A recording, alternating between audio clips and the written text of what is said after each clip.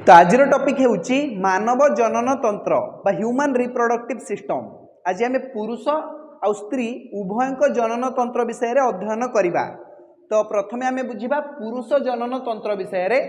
पुरुष जनन तंत्र को इंग्लिश रे कहा जाए मेल रिप्रोडक्टिव सिस्टम। से भलिया स्त्री जनन तंत्र को इंग्लिश रे कहा जाए फीमेल रिप्रोडक्टिव सिस्टम। पुरुष जनन तंत्रर पांचटी अंश अच्छी शुक्रमुणी, शुक्राशय, शुक्रवाही नली, मूत्रमार्ग एवं शिश्न। आउ थे कहूँ शुक्रमुणी, शुक्राशय, शुक्रवाही नली, मूत्रमार्ग एवं शिश्न। देख मनीष शरीर में दुईटी शुक्राशय रही। शुक्राशय को मुस्क बोली कह जाए, इंग्लिश रे कहले टेस्टिस। तो मनीष शरीर में केतोटी टेस्टिस अच्छी बा केतोटी शुक्राशय अच्छी? दुईटी शुक्राशय अच्छी। बुझीगला। ए शुक्राशयर गोटे आवरण थाए जहाँ को कह जाए एपिडिडमिस। शुक्राशय जो मुणी भितर थाए, जो थली भितर थाए ताकू कह जाए शुक्रमुणी। बुझीगला। देखो ये शुक्राशय भितर ही आमर शुक्राणु गठित हुए बा पुंग युग्मक तैयारी हुए। पूर्व क्लास रे आमे स्पर्मियोजेनेसिस प्रोसेस विषय रे अध्ययन कर सारचु। शुक्राणु जनन विषय रे आमे बुझी सारचु जे शुक्राणु किपरि तैयारी हुए। देखो ये जो दुईटा शुक्राशय अच्छी बा टेस्टिस अच्छी, एथुरु दुईटा नली बाहर एमती दुईटा नली बाहर। ये दुईटा नली को कौन कह शुक्रवाही नली। कौन कह शुक्रवाही नली, इंग्लिश रे कहले भैस। बुझीगला कौन कह भैस। जदि भैस को आम काटिदबा ताहले ताकू कह भैसेक्टोमी। कौन कह भैसेक्टोमी। ये हूँ पुरुष बंध्याकरण गोटे उपाय। बुझीगला। भैंस को काटिदेले हो भैसेक्टोमी। स्त्री लोक मानकर फलोपियान ट्यूब थाए, तांकर जो डिंबवाही नलिका थाए ताकू जदि काटी दिया हबो ताले से हो ट्यूबेक्टोमी। ट्यूब को काटिदेले ट्यूबेक्टोमी, भैंस को काटिदेले भैसेक्टोमी। बुझीगला। तो देखो ये जो भैंस अच्छी बा शुक्रवाही नली अच्छी, ये जो जगार जाइए मिसी से गोटे ग्रंथि देखा जाए। से ग्रंथीर नाम है प्रोस्टेट ग्लैंड, प्रोस्टेट ग्रंथि। बुझीगला। यार काम कौन ना ये शुक्राणु को गति प्रदान करिथाए बा शुक्राणु को तार बेग बढ़ाइबारे साहाय्य करे। बुझीगला। ये जो प्रोस्टेट ग्लैंड अच्छी ना यही जगार आसिकी तुमर मूत्र नलिका आसी किडनी रु मूत्र नहीं कि पटे आसे। बुझीगला। ये मूत्र नलिका आउ ये शुक्रवाही नलिका भितरे अच्छी आमर प्रोस्टेट ग्लैंड। बुझीगला। गोटे कपाटिका हिसाब रे बा गोटे भाल्व हिसाब रे अच्छी तुमर प्रोस्टेट ग्लैंड। बुझीगला। एबे ए मूत्रवाही नलिका आउ ए जो आमर शुक्रवाही नली, मूत्रवाही नलिकार मूत्र आसीबो आ शुक्रवाही नलिकार कौन जीव शुक्राणु जीव। बुझीगला। तांकर जीवा बाट गोटे, ए बाटटा गोटे, से बाट बा रास्ताटा को कौन कह मूत्र मार्ग बोली कह। कौन कह मूत्र मार्ग। सेठी मूत्र भी जाए आ शुक्राणु भी जाए। बुझीगला ना। आउ से मूत्र मार्गर अग्रभाग को कह जाए शिश्न। कौन कह जाए शिश्न। मूत्र मार्गर अग्रभाग को कौन कह जाए शिश्न। बुझीगला ना। ये जो प्रोस्टेट ग्लैंड अच्छी ना एथिरे पुरुष मानकर गोटे बहुत कॉमन डिजीज देखा जाए, गोटे बहुत कॉमन रोग देखा जाए जहाँ को प्रोस्टेट कैंसर बोली कह जाए। जमती स्त्री लोक मानक पाखरे गोटे कॉमन रोग हेउची तमरो ब्रेस्ट कैंसर, से भले पुरुष मानकर गोटे कॉमन रोग हेउची प्रोस्टेट कैंसर। ये प्रोस्टेट ग्लैंड रे ही थाए। तो कौन हुए यही प्रोस्टेट ग्लैंड रो कोष गुड़िक विभाजित होकर बारंबार बढ़िबारे लगे। बुझीगला। Uncontrolled cell division in any part of our body is known as cancer. बुझीगला। तो ये अनकंट्रोल सेल डिविजन जितेबले हुए माने बहुत थर जितेबले आमर कोष विभाजन हुए तो यार आकार बढ़ी बढ़ी चले, जहाँफल कि ये जो मूत्र मार्ग को से बंद कर दिए आ मूत्र आसीपारे नाही। बुझीगला। जहाँफल कि असुविधा हुए। तो ता विषय आम पछरे केबे आलोचना करिबा। तो प्रथमे देख टेस्टिस विषय देखा, मुस्क विषय देखा, ये शुक्राशय। तो या भितर आमर शुक्राणु तैयारी हुए। किंतु मनीष शरीर तापमात्रा केते जानिच? मनीष शरीर तापमात्रा हेउची 37 डिग्री सेल्सियस। केते? 37 डिग्री सेल्सियस। मनीषर हाराहारी तापमात्रा केते? 37 डिग्री सेल्सियस। किंतु ये 37 डिग्री सेल्सियस रे शुक्राणु मरीजिव। शुक्राणु उत्पन्न हो पारिबो नाही। शुक्राणु उत्पत्ति अनुकूल तापमात्रा नुहे 37 डिग्री सेल्सियस। से ये जो शुक्राशय अच्छी तार तापमात्रा मनीष शरीर हाराहारी तापमात्रा ठारू 2 डिग्री सेल्सियस कम थाए माने 35 डिग्री सेल्सियस थाए 35 डिग्री सेल्सियस तापमात्रा रे शुक्राणु उत्पन्न हो पार तापाई अनुकूल तापमात्रा होची 35 डिग्री सेल्सियस से जो दीटा आमर शुक्राशय अच्छी ये शरीर बाहर थाए किंतु किछि जीव अच्छी जो मानकर शुक्राशय तांको शरीर भितरे थाए जमती कि हाथी आउ तिमी भाया जीव मानकर ये जो शुक्राशय अच्छी से तांको शरीर भितरे थाए किंतु मनीष मानकर शुक्राशय शरीर बाहर थाए केवल मनीष नुहति कुकुर बाघ भालू छेली बिलेई एमानकर जो शुक्राशय अच्छी से आमर बाहर थाए शरीर बाहर थाए बुझीगला कहीं तापमात्रा ये कम रहा आवश्यक शरीर तापमात्रा ठारू 2 डिग्री सेल्सियस कम तापमात्रा रहिले जाइकी ही जगह शुक्राणु उत्पन्न हम बा पुंग जुग्मक उत्पन्न हम नहेले उत्पन्न हो पार नाही बुझीगला ना किंतु किछि जीव मानकर शुक्राशय शरीर भितर अच्छी कौन कौन से दुटा जीव किए हाथी आउ तिमी बुझीगला हाथी आउ तिमीर जो शुक्राशय अच्छी तांको शरीर भितर अच्छी बुझीगला देख आमर जो शुक्राशय अच्छी ये शुक्राशय भितर शुक्रजन नलिका थाए कौन थाए शुक्रजन नलिका एगुड़िक होउचंती शुक्रजन नलिका ये शुक्रजन नलिकार अंतराल रे बा तार उपरी भाग रे किछि विशेष प्रकार कोष देखा जाए जहाँ को कहा जाए लेडिग कोष की कोष कहा जाए लेडीज नुहे लेडिग कोष है ये शुक्रजन नलिका ता भीतर पार्श्व कौन अच्छी लेडिग कोष छोट छोट कोष थाए जहाँ को लेडिग कोष बोली कहा जाए से लेडिग कोष रु गोटे हार्मोन उत्पन्न हुए हार्मोन क्षरित हुए से हार्मोन रो नाम होची टेस्टोस्टेरोन हार्मोन विषय रे आमे पूर्व अध्याय रे भी कथा ही सारचु नियंत्रण आउ समन्वय विषय रे कंट्रोल एंड कोऑर्डिनेशन पढ़ाइबा समय रे मु तुमको टेस्टोस्टेरोन हार्मोन विषय रे कहि देइथिली सेठी आमे लेडिग कोष विषय रे भी पढ़ीथिलु मने पकाओ तो ये जो शुक्रजन नलिका अच्छी नलिकार अंतराल रे अच्छी किसी विशेष प्रकार कोष जहाँ को कहा जाए लेडिग कोष ए लेडिग कोष रु जो हार्मोन क्षरित हुए ताकू कहा जाए टेस्टोस्टेरोन हार्मोन आ टेस्टोस्टेरोन हार्मोन केतेबेले क्षरित होगा स्टार्ट हुए ना युवक्रांति समय रे कैशोर अवस्था समय रे प्यूबर्टी जेतेबेले तुम स्टार्ट हो जाए सेतेबेले एठी तुमर टेस्टोस्टेरोन हार्मोन क्षरित होगा आरंभ हुए सेमती तो टेस्टोस्टेरोन होची गोटे पुरुष हार्मोन किंतु टेस्टोस्टेरोन हार्मोन केवल पुरुष मानक पाखरे नुहे स्त्री मानक पाखरे भी अच्छी बुझीगला ना टेस्टोस्टेरोन हार्मोन स्त्री मानक पाखरे भी अच्छी किंतु कम परिमाण रे थाए तांको पाखरे पुरुष मानक पाखरे प्रबल टेस्टोस्टेरोन हार्मोन थाए तो ये टेस्टोस्टेरोन हार्मोन जोगु ही तुम शुक्राणु गठन प्रक्रिया त्वरान्वित होता है बुझीगला ना द्रुततर होता है तुम्हें कहीपर युवक्रांति समय रे यही टेस्टोस्टेरोन हार्मोन क्षरित होगा आरंभ हुए टेस्टोस्टेरोन हार्मोन क्षरित हेले तार प्रभाव रे तुम स्वर पाकल हुए ता सहित निश दाढ़ी उठा स्टार्ट हुए बुझेगा तुम शरीर में लिंगीय लक्षण मान प्रकाश पाई थाए चलो ठीक अच्छे वर्तमान देख ये जो शुक्रजन नलिका अच्छी नलिका गुड़ी को कौन कहुच्छे शुक्रजन नलिका ये शुक्रजन नलिकार अधिच्छद माने तार आवरण उपरी भाग रे है तार अधिच्छदे किसी बड़ बड़ विशेष धरणर कोष देखा जाए बड़ बड़ कोष सेगुड़ी को आम कह जाए कौन कह जाए सर्टोली बोली कहबा कौन कहबा सर्टोली कोष सर्टोली कोष कि कोष सर्टोली कोष मन रखिब जे सर्टोली कोष अच्छी यार अधिच्छदे सर्टोली कोषर काम कौन ना से शुक्राणु को खाद्य जोगेब बा पोषण जोगेब शुक्राणु जितेबाला जन्म नब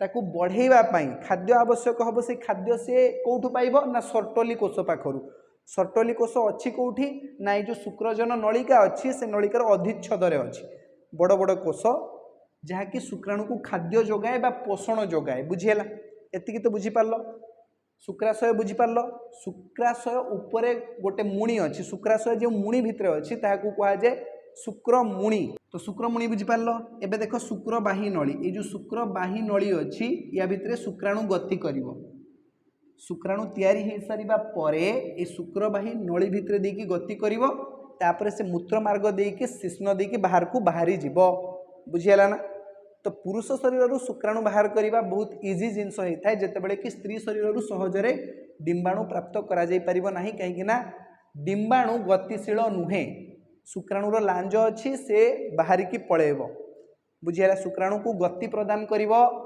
गति को ताकू वर्धित करेबो बा तुमर गति को बेग प्रदान करिवो एई प्रोस्टेट ग्लैंड बुझिहेला ना एतिकी समस्त बुझी पारलो ना कहार किसी बाकी रहिला समस्त बहुत भल भाव में बुझी पारलो चलो वर्तमान आम बुझा स्त्री जनन तंत्र विषय रे स्त्री जनन तंत्र भी तीनटा मुख्य अंश अच्छी कौन कौन डिंबाशय डिंबवाही नली आउ गर्भाशय ये हूँ स्त्री जनन तंत्र बा फीमेल रिप्रोडक्टिव सिस्टम रो गोटे चित्र यार तीनोटी मुख्य अंश अच्छी डिंबाशय डिंबवाही नली आउ गर्भाशय डिंबाशय डिंबवाही नली आउ गर्भाशय देख ये दुई साइड रे दुईटी डिंबाशय अच्छी स्त्री शरीर उदर गहर निम्न अंश दुई पार्श्व दुईटी डिंबाशय रही उदर माने होची पेट पेटर गहर माने फांका स्थान निम्न अंश तल भाग दुई पार्श्व दुईटी डिंबाशय अच्छी जमती पुरुष मानकर दुईटी शुक्राशय थाए ठीक से भाया स्त्री मानकर दुईटी डिंबाशय अच्छी किंतु एमानक भितर फरक कौन ना शुक्राशय सबुबले कार्यक्षम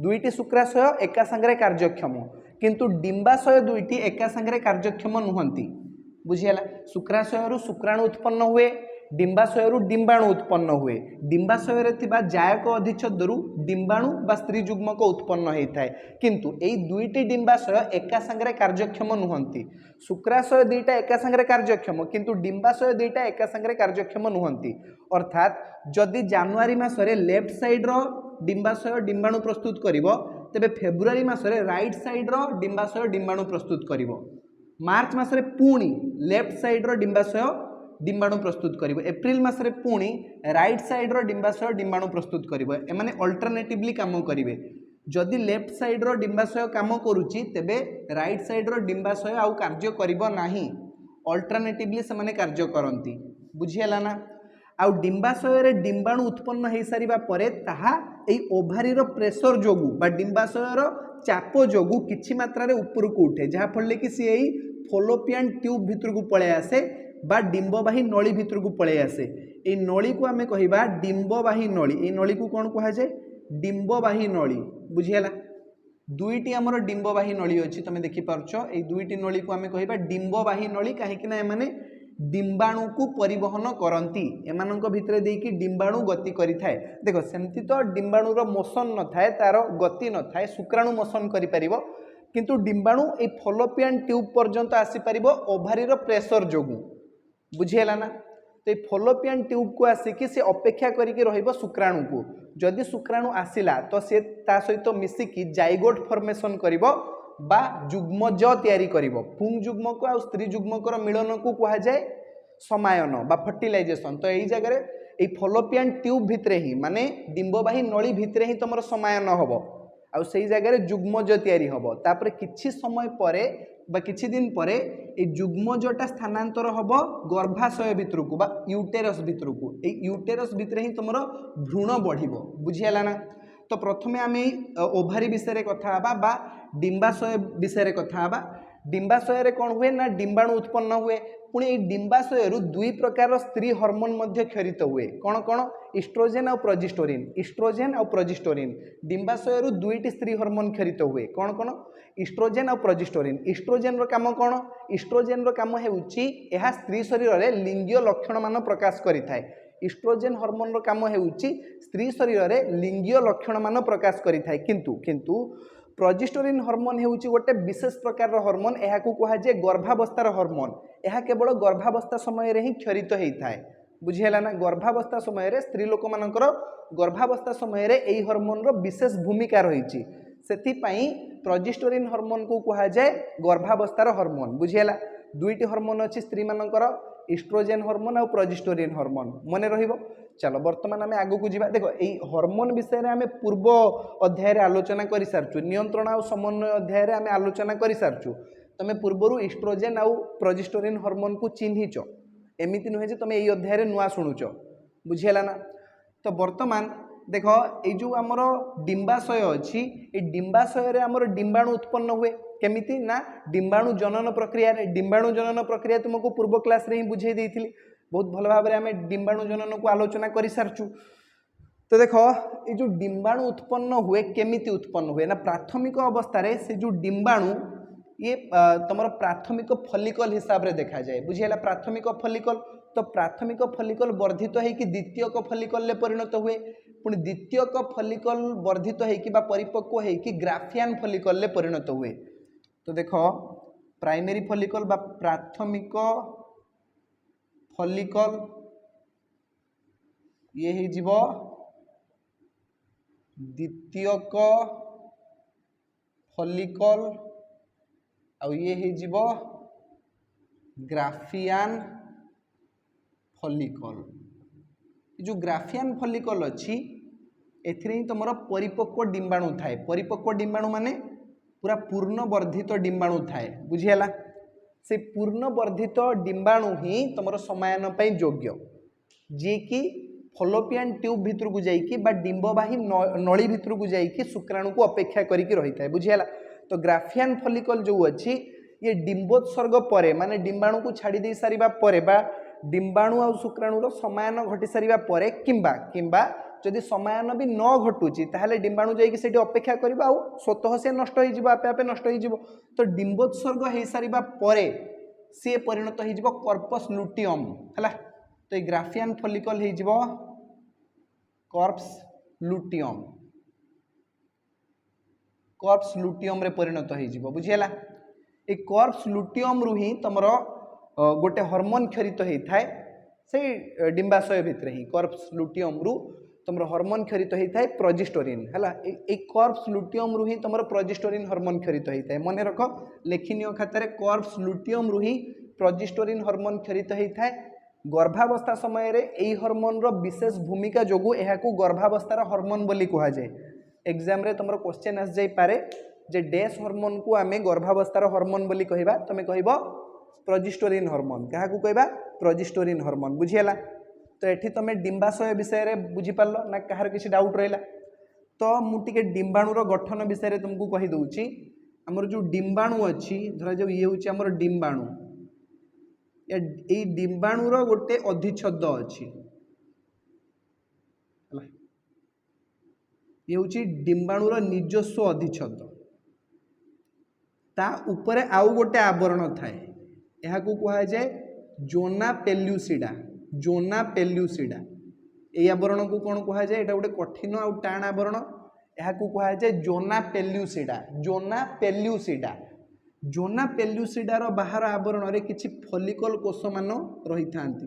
से फॉलिकल कोष मानकर गोटे आवरण थाए एमिति जोना पेल्यूसिडा बाहर ए फॉलिकल कोष मानकर आवरण को कहा जाए कोरोना रेडिएटा। कौन कहा जाए कोरोना रेडिएटा। फॉलिकल कोष मानकर आवरण को कौन कहा जाए कोरोना रेडिएटा। ये हूँ आमर गोटे डिंबाणुर चित्र बुझीगला। तो मुख्यतः डिंबाणुर दुईटी परिच्छद रही बा आमे कहि परिबा दुईटी लेयर रही। कौन कौन ना प्रथमटी हूँ तुम जोना पेल्यूसिडा आ द्वितीयटी हूँ तुम कोरोना रेडिएटा। कोरोना रेडिएटा तुम फॉलिकल कोष मान को लेकिन तैयारी है। ये हूँ तुम फॉलिकल कोष आ ये पूरा अधिच्छदटा को कहा जाउची तुम कोरोना रेडिएटा। ता भितरे अच्छी तुम जोना पेल्यूसिडा। दीटा मन रख जोना पेल्यूसिडा और कोरोना रेडिएटा। जोना पेल्यूसिडा और कोरोना रेडिएटा बुझीगला ना। चलो वर्तमान ये फॉलोपियन ट्यूब को जीवा। ये फॉलोपियन ट्यूब बा तुम डिंबवाही नली जो अच्छी यार लेंथ यार लंबाई हूँ 10 रु 12 सेंटीमीटर। 10 रु 12 सेंटीमीटर केते सेंटीमीटर 10 रु 12 सेंटीमीटर है। तो या भितर ही तुम डिंबाणु आसे आसिक रही थाए आ ता ऊपर को से जाई परिबो नाही। डिंबाणु पाखरे गति नाही डिंबाणुर लांज नाही से डिंबाणु गति करि परिबो नाही। से आसिक ए ट्यूब रे ही रही जिवो ए डिंबवाही नली भितर ही रही जिवो बुझीगला ना। तो ये डिंबवाही नली भितर रहीकि से अपेक्षा करिबो शुक्राणु को। जदि शुक्राणु न आसिला से स्वतः आपे आपे नष्ट हो जिवो। प्रत्येक मासरे बाहर को बाहरी आसिबो नष्ट होइकि।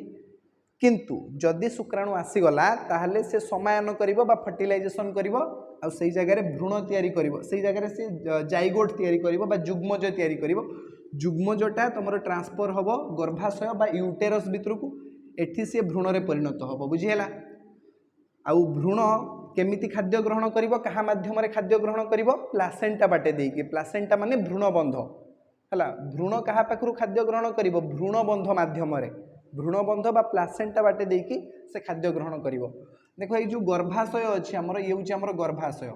ये गर्भाशयर चौड़ा हूँ पाखापाखि 5 सेंटीमीटर आ ये केते लंबा यार लंबा होउची 7.5 सेंटीमीटर गर्भाशयर जदि लंबाई पचारिबो बा दैर्घ्य पचारिबो से होउची 7.5 सेंटीमीटर आ चौड़ा होउची तमर 5 सेंटीमीटर ये होउची गोटे पेशी बहुल अंग गर्भाशय होउची गोटे पेशी बहुल अंग जहाँ भितर कि भ्रूणर वृद्धि घटी थाए कौन होते ना भ्रूणर वृद्धि घटी थाए आ पिलाटा या भितर ही बढ़ी थाए कहा भितर यही गर्भाशय भितर ही पिलार वृद्धि घटी थाए बुझीगला एतिक जिनस समस्ते बुझीपार ना कहार किसी असुविधा रहा देख ये जो गर्भाशय अच्छी यार ऊपर भागटा तुम देखिपार चौड़ा बोली किंतु तल भागटा देख नली आकार रही जाइए हाँ कि ना यह कहुए जरायु ग्रीवा कौन कहुए जरायु ग्रीवा जरायु ग्रीवा ग्रीवा मान हूँ बेक जरायुर बेक ये गर्भाशयर अन्य नाम हूँ जरायु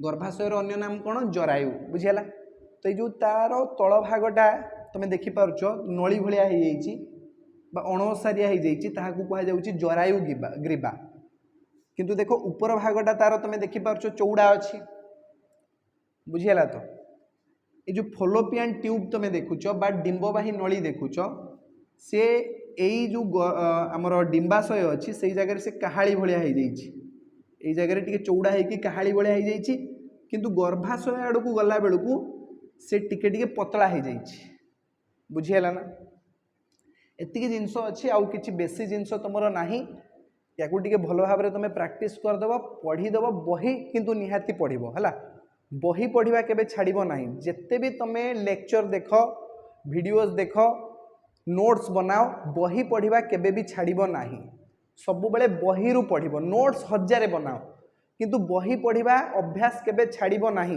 जदि अभ्यास नहीं ताहले अभ्यास बनई दियो बही पढ़ा अभ्यास बनई दियो एबेठु ही जदि बही तुम पढ़ब ना ताहले तुमर गोटे भी मार्क कटबनी भल भाव जदि बही तुम रेगुलारली पढ़ुथबो है से बही को तुम सिंप्लीफाई करने नोट्स बन पार किंतु नोट्स बन सारा पर भी बही उपरे तुमको डिपेंड करने पड़ो बही पढ़ाई पड़ो बारंबार बही पढ़ाई पड़ो बुझीगला ना प्रत्येक थर तुम पढ़ले तुमको किसी नुआ नुआ जिनस शिखापी मिल बुझीगला तो एथि सहित आम ह्यूमन रिप्रोडक्टिव सिस्टम बा मनीषर जनन तंत्र विषय आलोचना कर सारू आज क्लास को आम यही जगह ही समाप्त करवा धन्यवाद।